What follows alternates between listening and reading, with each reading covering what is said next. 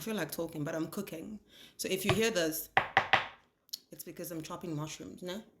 You even see when I said mushrooms, I'm supposed mushrooms. There's a tendency of people to point out when non-English people speak English, and then you can hear the accent of their home language in what they're saying, right? And I'm just like, why is that a problem? Because, okay, I'll speak for myself. Back home, I only spoke Igbo. Okay? I'm not Igbo. It's what the Igbo. And then when we started school, they introduced English to us, okay? And then part of learning English was that you didn't speak Igbo at school. Even at home, like when we used to get noisy, mom would be like, the next person that speaks Igbo in this house, I'm going to smack them. So obviously now you're forced to speak English, but you don't know how to speak English, so you keep quiet. And that's how she always used to get the house to be quiet. There was even a time when I was eating with my sister. She was eating all the fish, bruh. Like, normally you're supposed to eat it at the end. And it was one of those days when my mom said, don't speak Igbo in this house. You must speak English. If you, it's why so I was just like, oh, what do I do? So I shouted out, I'm just like, Mommy, I think we're dancing azo. Because why? I didn't know the English words for eating fish. So I was just like, I just mixed it up like that. And they still mock me to this day. Eventually, I did learn to speak English in Nigeria. Now, coming into South Africa, my Nigerian English with my Nigerian accent was not good enough. The move to SA didn't mean that I threw away or that I no longer had like Igbo influence. Like, I can't speak English to my mom. I can't. It feels like I'm disrespecting her. It doesn't feel natural.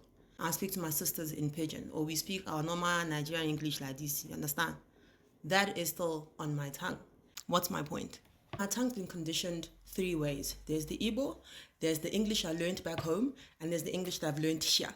So literally every single time I open my mouth to speak, those 3, like the words are, there's 3 parts that they can take, and they battle, like it battles every time.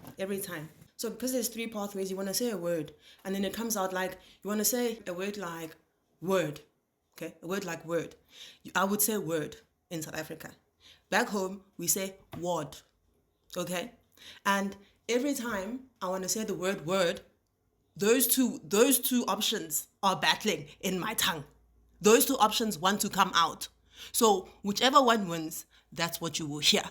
The thing is, the people that judge, the people that say that Nigerian is coming out, you grow up in an English home, you go to an English school, you have English friends, everything around you is English. You've never had to learn any other way. Your tongue has not been conditioned any other way. So you only know how to say word like word. You've never learned to say it like word. You just know word and that's that, you know?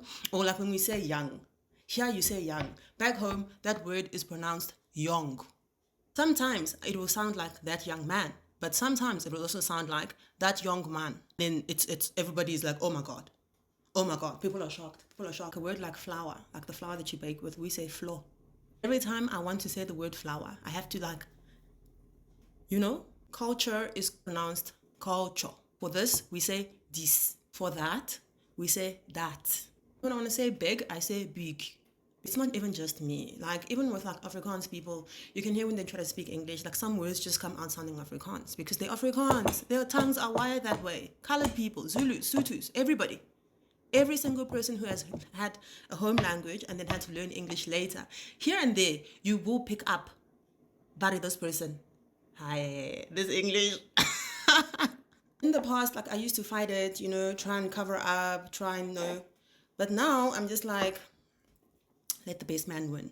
Because as long as you understand what I'm trying to say, who cares?